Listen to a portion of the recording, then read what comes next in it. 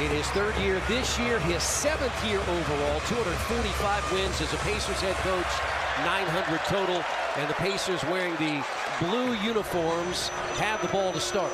They have really struggled with turning it over. One reason, like, this is a score. And you can see what Jordan Clarkson is going to do. They got Keontae George, who's you just play and play hard, because they don't have the three-point shooting is always going to be the same. But they're not deep enough in the fourth quarter.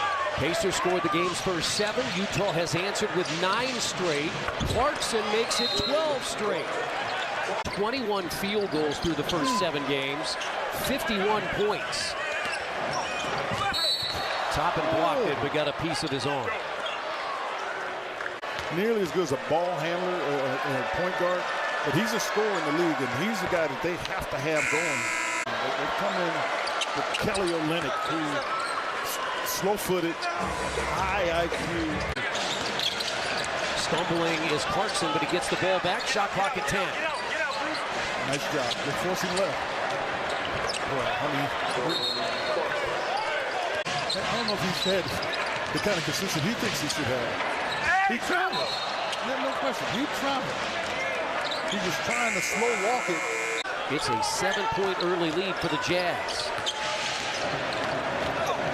And now it's a 9-point lead. The jet being, for those of you who don't know, Jason Terry, who was on the Mavericks championship team, but is an assistant coach with Utah. Some people, a lot of players quit. You're one of those that went coaching, but also broadcasting. They want to stay in the game somehow. Yeah, you want to do. Once you Brown guarding Clarkson into traffic, nowhere to go. But he's very creative. Very, very creative. I would say creative enough to use, because he's trying to close out this half with a really good defensive possession. See, they don't really just walk. They really don't have anybody to get him into anything. Keontae George is a rookie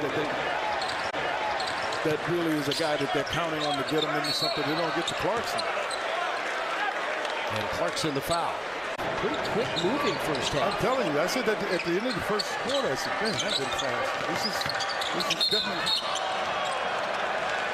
a walking violation on Clarkson. Again, the good thing about this is the Pacers are doing what they're doing, and Halliburton is not a factor from a scoring standpoint. And he's doing it as though he's looking at his team. I mean, it was well done. That's that 900 wins kind of thing there. Yeah, before Monday, he was only averaging 7 points per game in the first half as Clarkson comes off the screen and scores. That was Tyrese Halliburton, but he had 20 in the first half. The passes that we haven't seen a lot of here in our tenure together, but he is that unique. Bruce Brown. Clarkson has 19. He has 3 20-point games this year. Make it 4.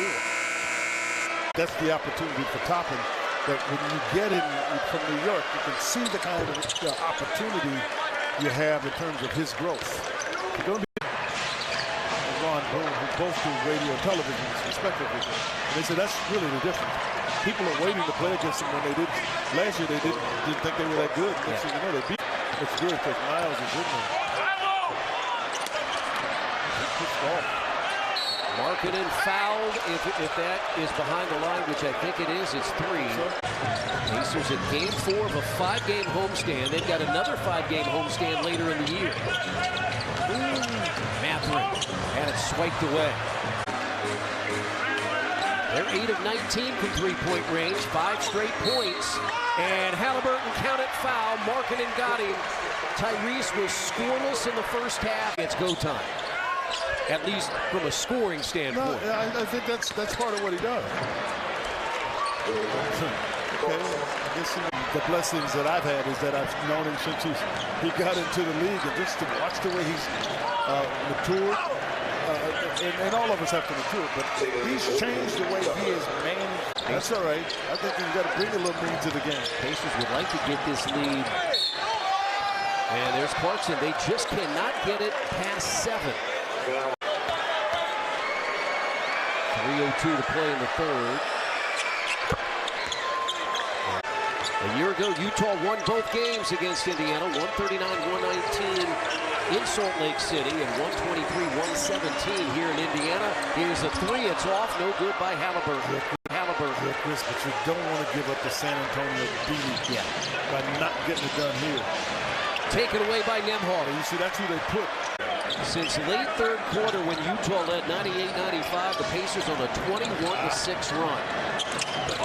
Got fresh legs. You gotta know he's coming to the ball. The Pacers boast the highest scoring offense in the league through the first 2 weeks. Collins finishes. And George recognized it. Smith back the other way. It's blocked. And so now Utah can get it to single digits. Until they cover or don't cover you. You get that. Oh, that almost went in. It did. So you get a little bit of a break. Oh! But we're going to look back at this game, and the real key was at the end of the third quarter. That's going to be a foul as Jordan Clarkson will shoot 3. Really? Off balance, quite frankly. This has been a fun team to watch. We know you've enjoyed it here on Valley Sports. My wife, the women at the front desk, all they could talk about was how fun it is to watch Pacers basketball. It is unbelievably fun. I've said this quite often. We're blessed with this. Clarkson hits all 3. 10 in the quarter, 24 tonight for Nesmith. And he picks up the loose ball. Going through. And the Pacers will dribble it out. 134-118. Don't forget our Pacers Live postgame show brought to you by Andy Moore coming up. And Bruce Brown to steal, and that's going to do it. He will dribble out the clock with another win against Milwaukee. JJ and Eddie will talk about it on the Andy Moore Automotive Pacers Live postgame show. We'll hear from Rick Carlisle, a win in his 500th game.